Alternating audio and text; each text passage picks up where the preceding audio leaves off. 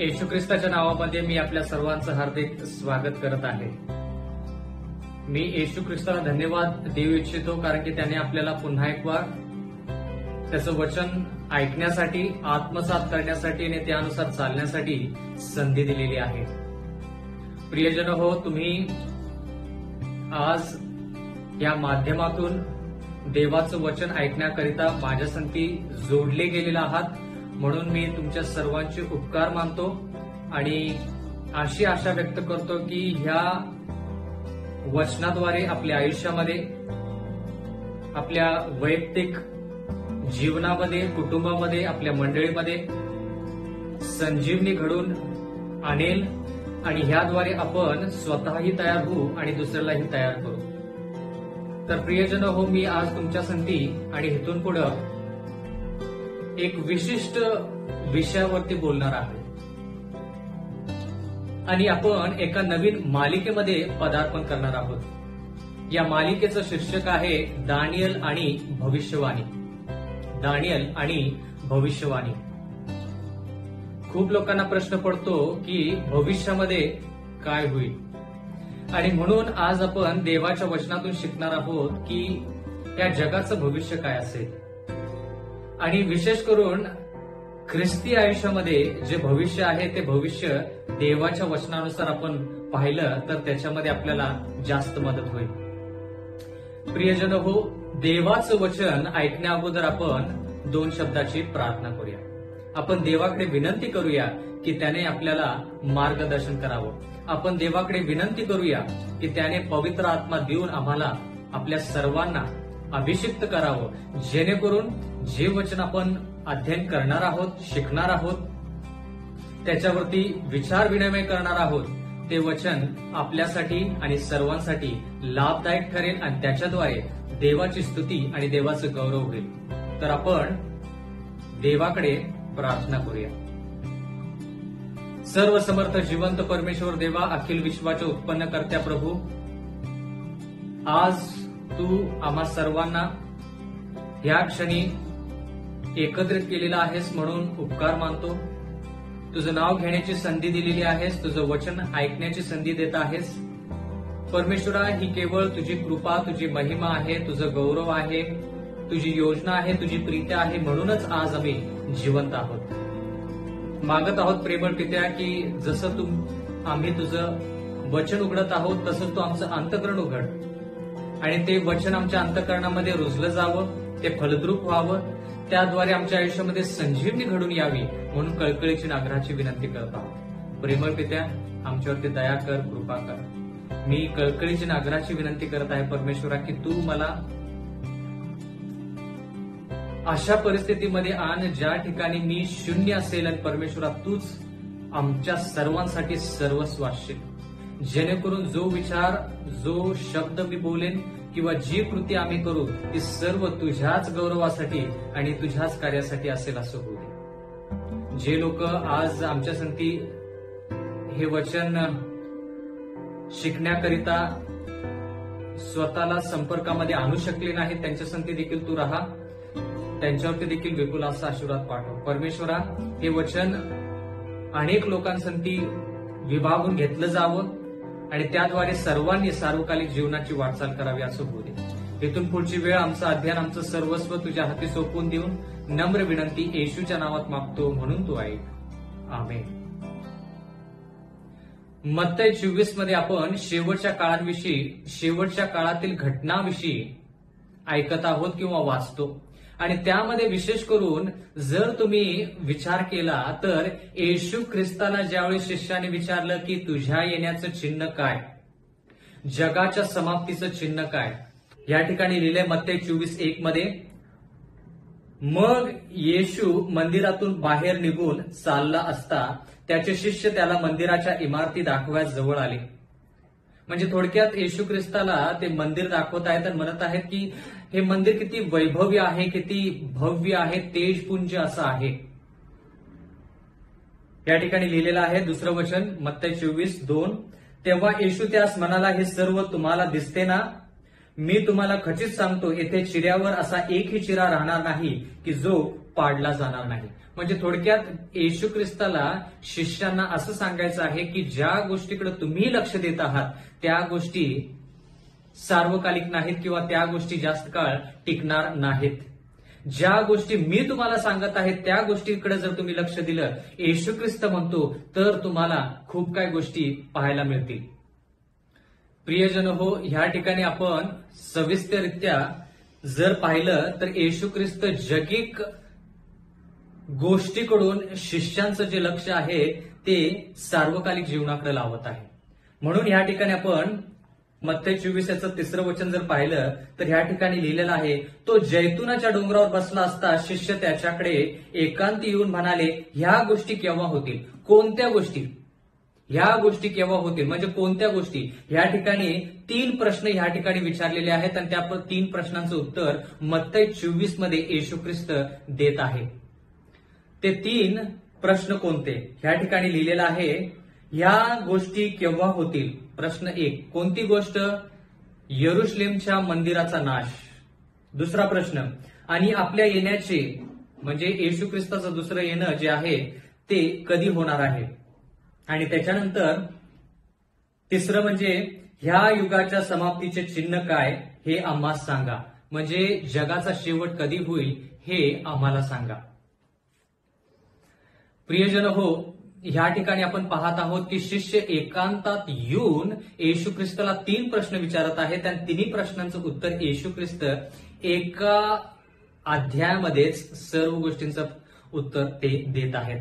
आणि कल्पना करा की जर तुम्ही येशू ख्रिस्तासारखं, येशू ख्रिस्त जसा स्वर्गारोहण होणार होता, येशू ख्रिस्ताचं क्रुसावरती मरण जे आहे ते लवकरात लवकर होणार होतं, त्यावेळेस येशू ख्रिस्त त्याच्या शिष्यांची तयारी करत होता की मी तुमच्यापासून दूर जाणार आहे आणि म्हणून माझी इच्छा आहे की मी जर गेलो तर मी परत देखील येणार आहे, तर मी ज्यावेळेस दुसऱ्या वेळेस येईन त्यावेळेस तुम्ही कसं असलं पाहिजे, कोणकोणत्या गोष्टीचं चिन्ह आपण पाहिलं पाहिजे. ह्या ठिकाणी प्रियजन हो, तारीख दिलेली नाही. तारीख दिलेली नाही. येशू ख्रिस्त त्याच्या दुसऱ्या येण्याची तारीख देऊ शकला असता. येशू ख्रिस्त ह्या जगाचा शेवट ज्यावेळेस होणार आहे त्याची तारीख येशू ख्रिस्त देऊ शकला असता, पण त्यानं ती तारीख दिलेली नाही. याच्याविषयी आपण जास्त नंतर शिकू, पण सांगण्याचं तात्पर्य हे की येशू ख्रिस्तानं आपल्याला तारखेकडे बघायला सांगितलं नाही, तर चिन्हांकडे बघायला सांगितलेलं आहे. आणि म्हणून सर्वात महत्वाचं चिन्ह जे शेवटच्या काळामध्ये आहे ते चिन्ह येशू ख्रिस्तानं शिष्यांना पहिलं सांगितलं. खूप असे चिन्ह आहेत, खूप अशा गोष्टी आहेत, घटना आहेत ज्या शेवटच्या काळामध्ये होणार आहेत किंवा होत आहेत, पण त्याच्याविषयी पहिलं स्थान त्या गोष्टींना न देता येशू ख्रिस्तानं एका विशिष्ट गोष्टीला पहिलं स्थान दिलेलं आहे. मत्ती याचा 24वा अध्याय आणि ह्या ठिकाणी 4थं वचन, देवाचं वचन म्हणतं, येशूने त्यास उत्तर दिले, तुम्हास कोणी फसवू नये म्हणून सावध असा. म्हणजे थोडक्यात सर्वात महत्वाचं चिन्ह शेवटच्या काळामध्ये जे आहे ते येशू ख्रिस्तानं पहिलं त्यांना सांगितलं. म्हणजे येशू ख्रिस्ताने ह्या ठिकाणी तारीख पाहायला सांगितलेली नाही. कोणत्याही परिस्थितीत आपण येशू ख्रिस्ताचं दुसरं येणं, जगाचा शेवट ह्या गोष्टी तारखेनुसार न पाहता आपण घटनेनुसार पाहिलं पाहिजे. कारण की घटनेनुसार पाहिलं तर त्या गोष्टी बरोबर ठरतील. कारण की मला अजून आठवतं की 2000 मध्ये खूप लोकांना वाटलं की येशू ख्रिस्त या भूतलावरती येणार आहे, पण तसं घडलं नाही. लोक निराश झाले. मग लोक म्हणाले की 2012 मध्ये येशू ख्रिस्त ह्या भूतलावरती येईल आणि काही लोकांनी चित्रपट देखील प्रदर्शित केले, पण येशू ख्रिस्त 2012 मध्ये आला नाही. मग त्याच्यानंतर लोक म्हणत आहेत की 2020 मध्ये येशू ख्रिस्त येणार आहे, पण येशू ख्रिस्तानं कदापि सांगितलं नाही की तारखेकडे पहा. येशू ख्रिस्तानं हे सांगितलेलं आहे की चिन्हांकडे पहा. खूप लोक आज तारखेवरती विश्वास ठेवतात, चिन्हांकडे नाही. प्रियजन हो, मला आज तुम्हाला फार कळकळीनं सांगायचं आहे की ज्यावेळेस आपण शेवटच्या काळातील विचार करतो त्यावेळेस शेवटच्या काळातील विचार करत असताना शेवटल्या काळातील ज्या घटना आहेत त्याचा विचार केला पाहिजे. आणि त्या घटना कशा पाहिजे? येशू ख्रिस्ताच्या आयुष्याद्वारे पाहिजे, येशू ख्रिस्ताच्या दृष्टिकोनातून पाहिजे. नाहीतर काय होईल, घटनेकडेच आपलं लक्ष राहील आणि येशू ख्रिस्त आपण विसरून जाऊ. घटनेपेक्षा येशू ख्रिस्त फार महत्वाचा, आपल्याला हे जाणून घेतलं पाहिजे. आपण येशू ख्रिस्ताच्या दुसऱ्या येण्याकडे वाट पाहत आहोत, पण येशू ख्रिस्तानं त्यानं आपल्याला सांगितलेलं आहे की आपलं चरित्र बदललं पाहिजे, आपण आपलं मन, आपलं अंतःकरण बदललं पाहिजे, आपण खऱ्या अर्थानं ख्रिस्ती झालं पाहिजे. आपण फक्त वचन माहित आहे म्हणून आपण स्वर्गाच्या राज्यात जाणार नाही. आपल्यापेक्षा सैतानाला जास्त वचन देवाचं माहित आहे. तो स्वर्गाच्या राज्यात जाईल का? नाही जाणार. म्हणजे आपण आपलं जे चरित्र आहे किंवा आयुष्य आहे हे किती आपण ज्ञानी होतो देवाच्या वचनामध्ये ह्याच्यावरती जास्त भर न देता जेवढं ज्ञान आपल्याकडे आहे तेवढं ज्ञान आपण दैनंदिन जीवनामध्ये वापरतो का, हे फार महत्वाचं. कारण की ज्ञान वाढायला वेळ लागत नाही, पण ख्रिस्तामध्ये वाढायला प्रियजन हो कष्ट घ्यावे लागतात. कालच मी एका मंडळी संती मराठीमध्ये संदेश देत होतो काल सायंकाळी, आणि वेगवेगळ्या ठिकाणावर लोक जमले होते. मराठीमध्ये मी संदेश दिला. अवघे 10 मिनिटं मला मिळाले. त्या 10 मिनिटांमध्ये मला संदेश पूर्ण करायचा होता.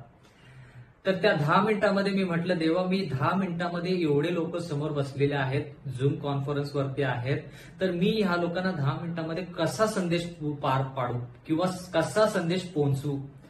संदेशामध्ये जाण्यासाठीच 10 ते 15 मिनिटं लागतात. संदेश काय आहे हे जाणून घेण्यासाठी 10 ते 15 मिनिटं लागतात. मी संदेश सुरू करायचा गाभा आणि त्याच्यानंतरचा तो जो शेवट आहे तो कसा करणार आहे देवा, तू मला सांग. आणि म्हणून मी त्यांच्याशी येशू ख्रिस्ताला झालेल्या त्रासाविषयी बोललो. आणि त्या ठिकाणी मी त्यांना सांगितलं देवाच्या वचनानुसार इब्रियकारास पत्र्याचा 5वा अध्याय 7 आणि 8 मध्ये की जर येशू ख्रिस्ताला आज्ञाधारक व्हायचं होतं तर त्याला त्रास संकट सहन करावे लागले.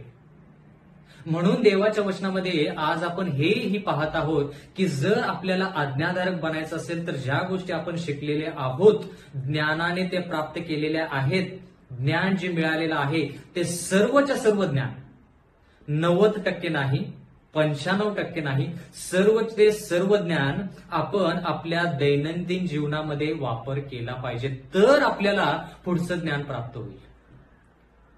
तुम्ही ऐकलं का खूप लोकांना बोलताना की दानिएल आणि प्रगटीकरणाविषयी आम्हाला जास्त कळत नाही. दानिएल आणि प्रगटीकरण हे जे पुस्तक आहेत हे गहन आणि गूढ गोष्टीने लपलेलं असं पुस्तक आहे, ते आम्हाला समजत नाही. खूप लोक म्हणतात की मी देवाचं वचन वाचतो पण ते मला समजत नाही. का समजत नाही? पवित्र आत्मा जर आपल्याला मदत करू शकतो तर आपल्याला ते वचन समजलं पाहिजे.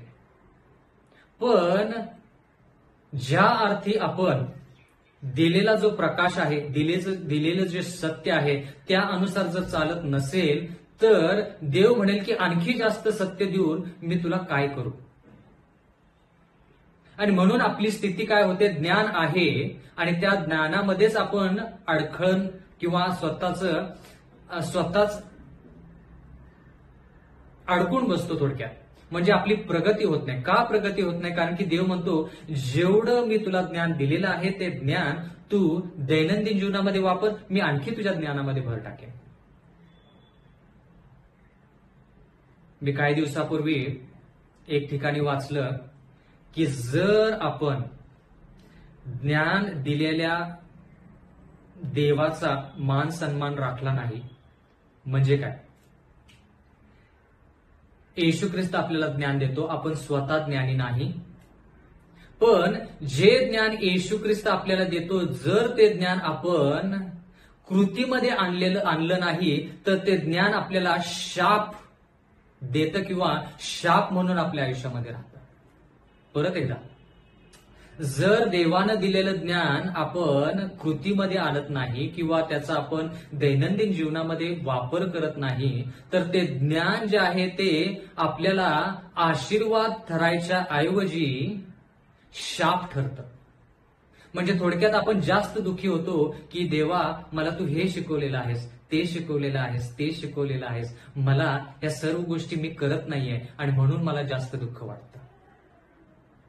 म्हणून प्रियजन हो, आपण ज्ञान कमी किती मिळेल ह्याच्याकडे लक्ष न देता आपण ज्ञानामध्ये वाढूया आणि त्या सर्व गोष्टी ज्या आहेत त्या दैनंदिन जीवनामध्ये त्याचा वापर करूया. तुम्हाला काय वाटतं? तुम्ही खूप सेवा करत आहात, तुम्ही तुमच्या मंडळीशी ज्यावेळेस बोलता त्यावेळेस तुम्हाला काय वाटतं की लोक जे तुमच्या मंडळीमध्ये आहेत ते त्यांचं आयुष्य देवाला वाहून देण्यासाठी कचवसतात की लगेच देतात?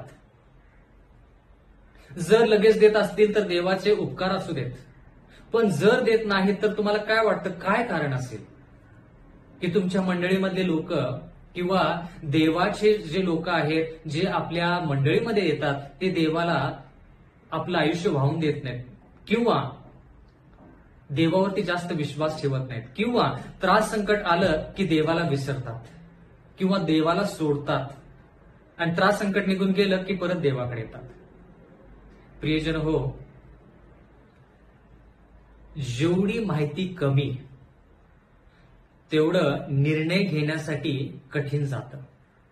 परत एकदा, जेवढी माहिती कमी तेवढं निर्णय घेण्यासाठी कठीण जातं. जेवढी माहिती तुम्ही लोकांना जास्त द्याल, जेवढं प्रेम देवाने त्यांच्यावरती दिलेलं आहे, त्यांच्यावरती आणलेलं आहे, जेवढं प्रेम देवाने त्यांना दाखवलेलं आहे, ते सर्व जर तुम्ही देवाच्या वचनातून दाखवलं तर त्यांना निर्णय घेण्यासाठी सोपं पडेल.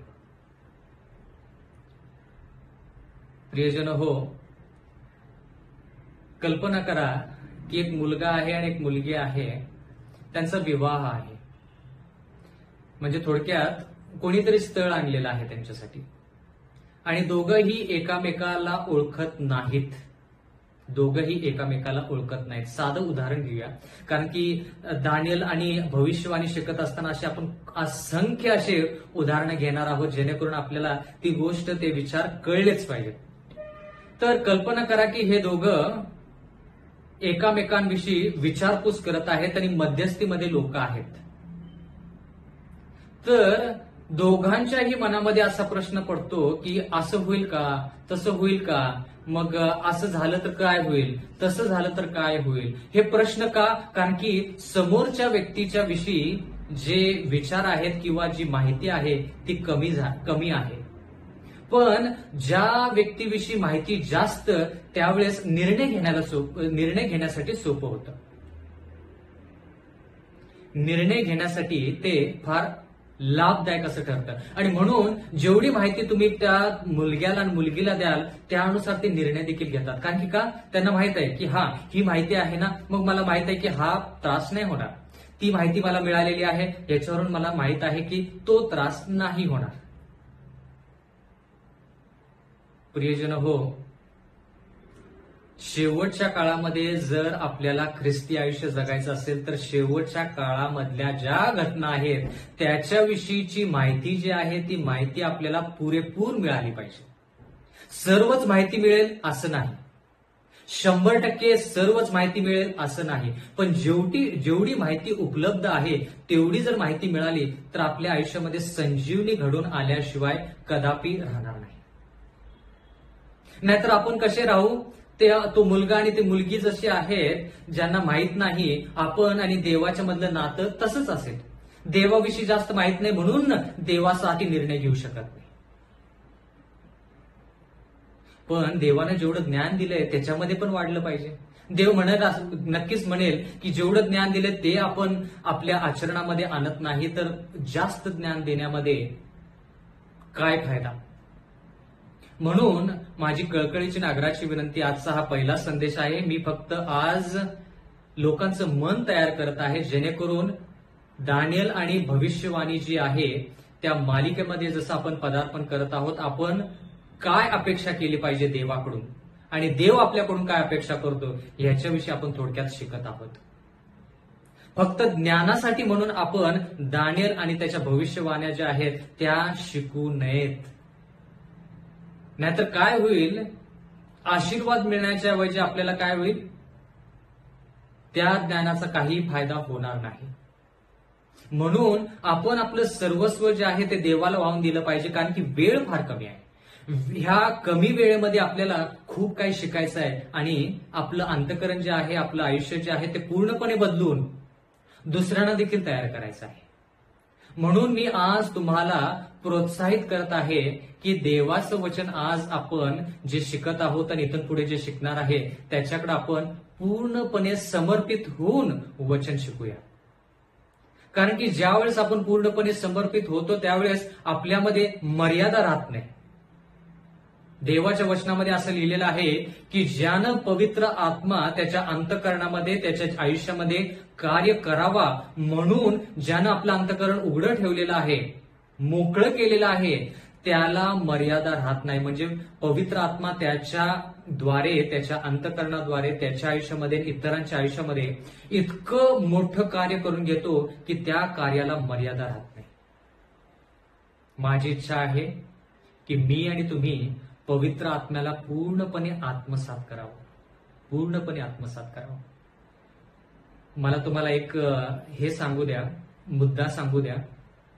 येशू ख्रिस्त 2000 वर्षापूर्वी ज्यावेळेस ह्या भूतलावरती होता त्यावेळेस त्याला आपल्यापेक्षा एकही जास्त फायदा देव जो पिता आहे त्यानं दिला नाही.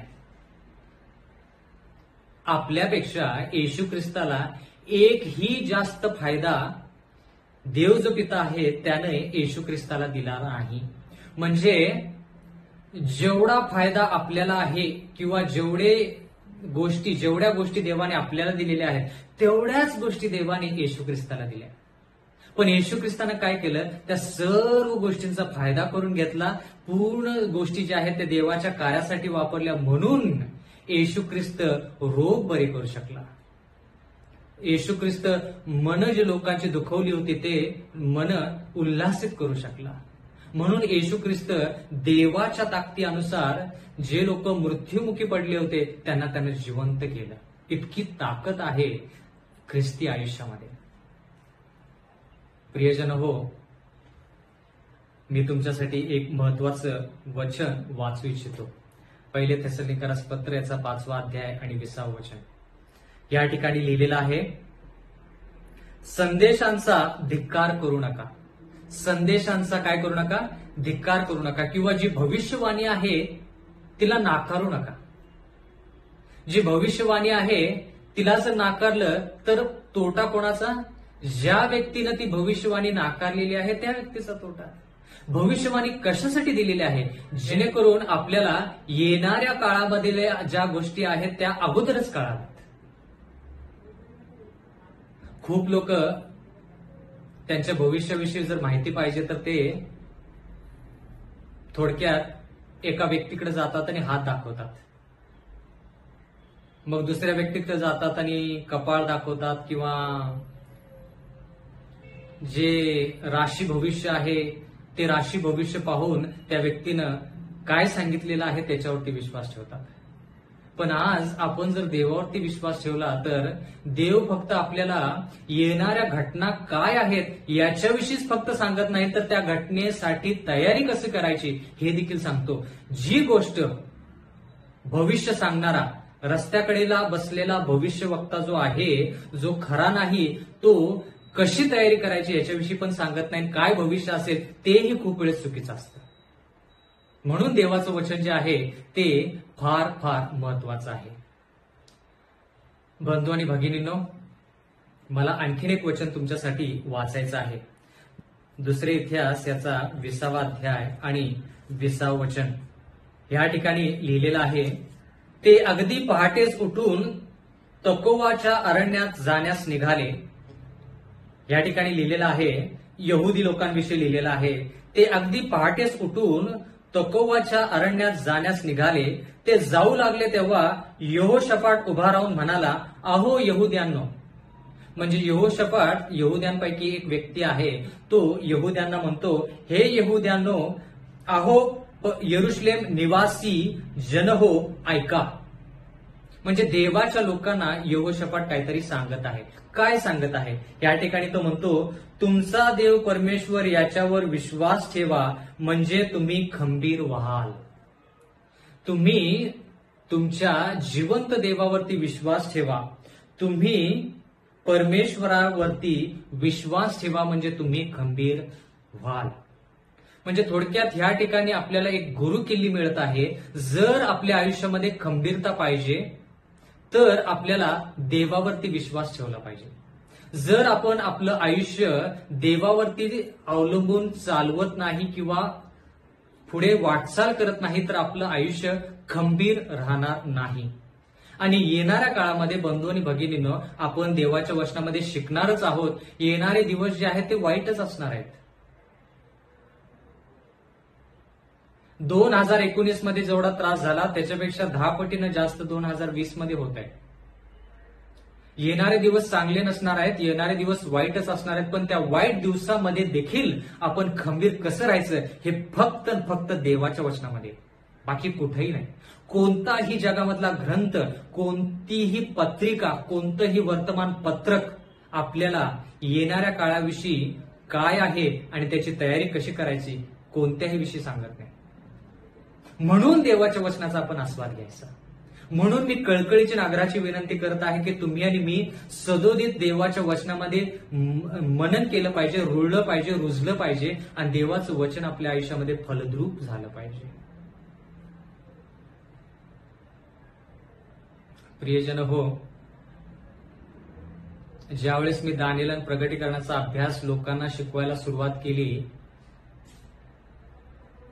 ते जवळपास 9 ते 10 वर्षापूर्वी. मला आठवतं दक्षिण महाराष्ट्रामध्ये देखील एका मंडळीमध्ये दानिएलचा अभ्यास करण्याची मला संधी मिळाली. एका मंडळीमध्ये म्हणजे त्यांच्या संगती देवाचं वचन जे आहे ते वचन विभागून घेण्याची संधी मिळाली. आणि ते बिचारे दररोज देवाचं वचन ऐकण्याकरिता तुम्ही जसं जमलेला आहात तसे जमायचे. गरीब लोक. पण ज्यावेळेस दानिएलचं पुस्तक संपलं त्यावेळेस जवळपास जो प्रश्न मी त्यांना विचारायचो तो प्रश्न त्यांच्या होटाच्या टोकावरती असायचा. म्हणजे थोडक्यात प्रश्न संपायच्या अगोदर उत्तर तयार. आणि ते सर्वसाधारणतः लोक होते. म्हणजे सर्वसाधारण माणसं होती. दररोज काम करून कष्ट करून भाकरी मिळवणारी लोक अशी होती. आणि म्हणून प्रियजन हो, माझी इच्छा आहे की जर आपण देवावरती विश्वास ठेवला, जर आणि तर बरं का ह्या ठिकाणी, तर आपण खंबीर नक्कीच राहू. म्हणजे थोडक्यात आपण पडताळणी केली पाहिजे की माझ्या आयुष्यामध्ये खंबीरता आहे का. एक दिवस मी देवासंती आहे, दुसरा दिवस मी देवासंती नाही. आणि खूप वेळेस आपल्याला याच्याविषयी वाईट वाटतं की देवा मी काल तुझ्यासंती होतो, शाबात दिवस मी तुझ्यासंती घालवला, शाबात दिवस आहे त्याचा आशीर्वाद देखील मला मिळाला. पण आजचा हा रविवारचा दिवस किंवा आजचा हा आठवड्यामधला दुसरा दिवस किंवा तिसरा दिवस आणि देवा मी तुझ्यासंती नाही. एक वाक्य बोलतो, जरा त्याच्यावरती मनन करूया आपण. 7 दिवसापैकी एक दिवस पवित्र आहे. पण ख्रिस्ती आयुष्य म्हटल्यानंतर फक्त एक दिवस पवित्र राहून चालत नाही. 7च्या 7 दिवस आपल्याला पवित्र राहावं लागतं. तर त्याला आपण ख्रिस्ती म्हणू शकतो. म्हणजे थोडक्यात संजीवनी घडून आली पाहिजे. आणि म्हणून देवाच्या वचनामध्ये लिहिलंय, यहोशाफाट म्हणतो, ते अगदी पहाटेस उठून तकोवाच्या अरण्यात जाण्यास निघाले. ते जाऊ लागले तेव्हा यहोशाफाट उभा राहून म्हणाला, अहो यहूद्यांनो, अहो यरुशलेम निवासी जन हो, ऐका, तुमचा देव परमेश्वर याच्यावर विश्वास ठेवा म्हणजे तुम्ही खंबीर व्हाल. आणि दुसरं वाक्य, त्याच्या संदेशावर विश्वास ठेवा म्हणजे तुम्ही यशस्वी व्हाल. जर तुम्हाला आणि मला यशस्वी व्हायचं असेल प्रियजन हो, तर याच्यामध्ये आपण तीळ मात्र फरक करू शकत नाही. खूप वेळेस आपण आपल्या आयुष्यामध्ये अपयश आपल्याला मिळतं कारण की आपण देवावरती विश्वास ठेवत नाही, म्हणून खंबीरता नाही. आणि त्याचे जे संदेश आहेत त्या संदेशावरती विश्वास ठेवत नाही, म्हणून आपण यशस्वी होत नाही. येशू ख्रिस्तानं असं कोणतंही काम जे हाती घेतलं त्याच्यामध्ये त्याला अपयश आलं असं झालं नाही. कोणतंही काम सांगा, जर आपण एखादं काम हाती घेत आहोत तर ते यशस्वीपणे पार पाडतो का. जर ते काम पार न पाडता आपण दुसरं काम धरतो,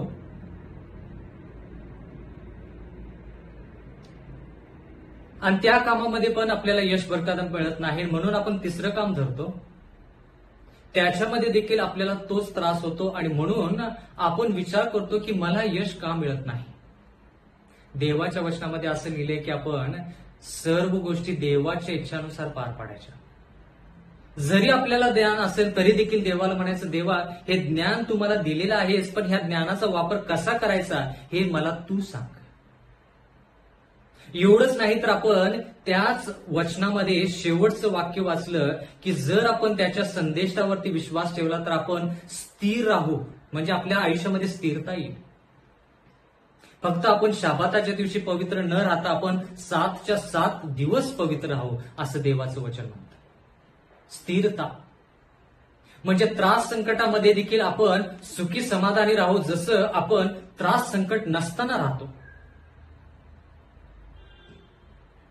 ख्रिस्ती आयुष्यामध्ये एक महत्वाची गोष्ट आहे आणि ती महत्वाची गोष्ट म्हणजे बाकीच्या धर्मामध्ये असं शिकवलं जातं की तुम्हाला जर सुख शांती समाधान पाहिजे तर तुम्ही ह्या बाबाकडे या, एवढे पैसे द्या, तुम्ही फक्त एक फोन करा, तुम्ही एवढे पैसे त्यांना द्या, ह्या गोष्टी करा त्या गोष्टी करा, म्हणजे तुमच्या आयुष्यामध्ये शांती येईल, तुमच्या आयुष्यामध्ये जेवढे त्रास संकट आहेत ते सगळे निघून जातील. पण ख्रिस्ती आयुष्य तसं शिकवत नाही. ख्रिस्ती आयुष्य असं शिकवतं, हनन्या मिशाएल आणि अजरायासारखं जसं त्यांना ख्रिस्ती आयुष्यामध्ये त्रास झाला तसंच आपल्याला पण होईल, पण त्या त्रास संकटामध्ये आपण स्थिर आणि खंबीर राहतो. त्या त्रास संकटामध्ये देखील आपण सुखी समाधानी आणि आरोग्यदायी राहतो. ह्याला ख्रिस्ती आयुष्य म्हणायचं. ख्रिस्ती आयुष्य म्हणजे त्रास संकट नाही, त्याला ख्रिस्ती आयुष्य म्हणताच येणार नाही. सर्वसाधारण प्रश्न विचारूया. पवित्र शास्त्रामध्ये तुम्हाला असा कोणी व्यक्ती माहित आहे का ज्यानं ख्रिस्ती आयुष्यामध्ये वाटचाल केली किंवा पदार्पण केलं, त्याने ख्रिस्ती आयुष्याची वाटचाल केली आणि त्याला काही त्रास झाला नाही? कधीच नाही. तुम्हाला एकही असा व्यक्ती आणि त्याचं चरित्र पाहायला मिळणार नाही ज्यानं ख्रिस्ताचा मार्ग पत्करला पण त्याला त्रास झाला नाही. पण त्याचा अर्थ असा का की तो शेवटपर्यंत दुःखीच राहिला? त्रास संकटामध्ये देखील सुखी समाधानी आरोग्यदायी आणि शांतिप्रिय जी गोष्ट आहे ही गोष्ट फक्त देवामध्येच होते प्रियजन हो, बाकीच्या कोणत्याही गोष्टीमध्ये नाही. आणि म्हणून माझी अशी इच्छा आहे की तुम्ही दानिएल आणि त्याची भविष्यवाणी ही जी मालिका आहे या मालिकेमध्ये फक्त ज्ञान घेण्यासाठी तळमळ करू नका, तर तुम्ही आणि मी आपण पापी आहोत. आपल्यामध्ये कोणताही चांगुलपणा नाही, आपल्यामध्ये कोणतीही पात्रता नाही. माझी पात्रता नसताना देखील देवाने मला तुमच्यासमोर उभं केलेलं आहे, देवाचं वचन सांगण्याची संधी दिलेली आहे. पापामध्ये बरबटलेलं असताना देखील देवानं माझ्यावरती, माझ्यासारख्या पाप्यावरती ही कृपा दाखवून देवानं ही संधी दिलेली आहे आणि ह्या संधीचा फायदा मला करून घ्यायचा आहे. मी फक्त ज्ञानासाठीच दानिएल हे पुस्तक शिकत नाही, तर संजीवनी घडून आली पाहिजे. संजीवनी घडून आली पाहिजे म्हणजे थोडक्यात ज्या घटना होणार आहेत त्या घटनांची तयारी आपल्याला आज करायची आहे आणि आत्ता करायची आहे. आणि जोपर्यंत आपण तसं करतोय तोपर्यंत आपल्याला भीती धरण्याची काही गरज नाही, आपल्याला चिंता करायची काही गरज नाही. आणि म्हणून ह्या ज्या भविष्यवाणी आहेत ह्या कशासाठी दिलेल्या आहेत, जेणेकरून देवाच्या लोकांनी ज्यावेळेस त्या घटना होतील त्यावेळेस आश्चर्यानं बघायचं नाही. त्यांनी म्हटलं पाहिजे ह्या गोष्टी होणार होत्या हे आम्हाला माहित होतं, कारण की का देवाने आम्हाला त्या गोष्टी फक्त अगोदर सांगितल्याच नाहीत तर त्यानुसार तयारी देखील केली. बंधू आणि भगिनींनो,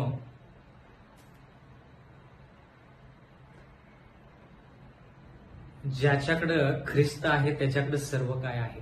ज्याच्याकडे ख्रिस्त नाही ना त्याच्याकडे काही नाही. आपण राजकीय नेते नाही जेणेकरून आपण म्हणू की आपल्या पाठीमागं खूप लोक आहेत. आपण श्रीमंत नाही जेणेकरून आपण म्हणू की आपल्या पाठीमागं, आपल्या पुढे पाठीमागं पैसा आहे. आपल्याकडे धन दौलत नाही ज्याच्यावरती आपण आधारित राहू शकतो. आपल्याकडे काय असेल तर फक्त येशू ख्रिस्त. विश्वासाच्या जोरावर, येशू ख्रिस्ताच्या विश्वासाच्या जोरावर आपण जगत आहोत. कोल्हापुरी भाषेमध्ये मला माहित नाही आता ही भाषा कशी वापरावी, पण जशी पत्नी पतीच्या नावावरती, त्याच्या आयुष्यावरती मौज मस्ती करते, तसं आपण ख्रिस्तावरती मौज मस्ती करायची, ख्रिस्तामध्ये सुखी राहायचं. आणि ख्रिस्तानं जे वचन दिलेलं आहे त्या वचनामध्ये जेवढं आपण रुळू, जेवढी माहिती आपल्याला मिळेल, तेवढं आपल्याला निर्णय घेण्यासाठी सोपं. म्हणजे आपल्याला माहित आहे एपिस्करास पत्रामध्ये असं लिहिलेलं आहे की ख्रिस्त मंडळीचे मस्तक आहे आणि मंडळी त्याची वधू आहे. हे बरोबर आहे, पण त्या वधूला ख्रिस्तासंती एकनिष्ठ जर राहायचं आहे तर ख्रिस्त त्या वधूवरती किती प्रेम करतो, आपल्यावरती किती प्रेम करतो याची माहिती आपल्याला पाहिजे. आणि जेवढी माहिती जास्त तेवढा निर्णय सोपा. म्हणून येणाऱ्या काळामध्ये ज्या घटना घडणार आहेत त्याच्याविषयी आपण लक्ष देत असताना माझी कळकळीची नागराची विनंती की आपलं लक्ष घटनेवरती जरी असलं तरी जास्त लक्ष ख्रिस्ताकडे पाहिजे. घटना आपलं अंतःकरण बदलत नाहीत, येशू ख्रिस्त आपलं आयुष्य बदलतो. जेवढं आपण येशू ख्रिस्ताकडे बघू तेवढं आपण येशू ख्रिस्तासारखं होऊ. म्हणून या सर्व गोष्टी शिकत असताना आपण ह्या सर्व घटनेमध्ये येशू ख्रिस्ताला पाहायचं, येशू ख्रिस्ताला पाहायचं, येशू ख्रिस्तावरती लक्ष ठेवायचं, त्याच्याकडे नजर ठेवायची आणि वाटचाल करायची. आणि ज्यावेळेस आपण तसं करू त्यावेळेस खऱ्या अर्थानं आपण येशू ख्रिस्तामध्ये खंबीर असू आणि आपलं आयुष्य स्थिर होईल. त्यावेळेस खऱ्या अर्थानं आपण येशू ख्रिस्ताच्या सामोरे जाण्यास तयार असू. प्रियजन हो, येणारे संदेश जे आहेत त्याचा देखील तुम्ही आस्वाद घ्या. आणि माझा असा पूर्ण विश्वास आहे की जसं आज आपण जमलेलो आहोत देवाच्या चरणी, तसंच आपण प्रत्येक दिवशी देवाच्या चरणी जमूया आणि प्रार्थनापूर्वक त्या देवाच्या वचनाचा आस्वाद घेऊया. कारण की जर तुम्हाला ही संधी आता जी मिळालेली आहे याच्यानंतर परत जर संधी मिळाली तर मला खूप आश्चर्य वाटेल, खूप आश्चर्य वाटेल. म्हणून ही जी संधी मिळालेली आहे ना ह्याचा पुरेपूर फायदा करून घेऊया. आणि म्हणून माझी कळकळीची नागराची विनंती आहे की आपण सर्वस्व देवाला वाहून देऊया, देवाला म्हणूया की देवा, जे ज्ञान तुम्हाला आतापर्यंत दिलेलं आहे त्याचा मी फायदा करून घेण्याचा निर्णय घेतलेला आहे, जेणेकरून माझ्या ज्ञानामध्ये आणखी जास्त भर पडेल आणि मी स्वतः तयार होईल, माझं कुटुंब तयार होईल, माझी मंडळी तयार होईल आणि त्याद्वारे परमेश्वरा तुझं येणं जे आहे ते फार लवकर होईल. प्रियजन हो, आपण प्रार्थना करूया. सर्व समर्थ जिवंत परमेश्वर देवा, उपकार मानतो आजच्या या संदेशाबद्दल. विनंती करत आहोत परमेश्वरा की जसं तू आज आमच्या संगती राहिलास तसंच इथून पुढे देखील राहा. आम्हाला सहाय्य मदत कर. प्रेमळ पित्या, तुझ्याशिवाय आम्हाला कोणीही या गहन आणि गूढ गोष्टी शिकवू शकत नाही. पवित्र आत्मा आमच्यामध्ये उतरावा, त्यानं आमच्यामध्ये वस्ती करावी आणि शेवटपर्यंत आम्हाला तुझ्या विश्वासातून तुझ्या सानिध्यात राहण्यासाठी मदत करावी असं होऊ दे. प्रेमळ पित्या, मागत आहोत की ह्या वचनाद्वारे तू आमची भेट घे, आमच्या आयुष्यामध्ये बदल घडवून आण आणि जेणेकरून तू ज्यावेळेस येशील त्यावेळेस मी त्या स्वर्गीय राज्यात असावं असंच होऊ दे. आम्हा सर्वांना तू तारण दे. नम्र विनंती येशूच्या नावात मागतो म्हणून तो ऐक.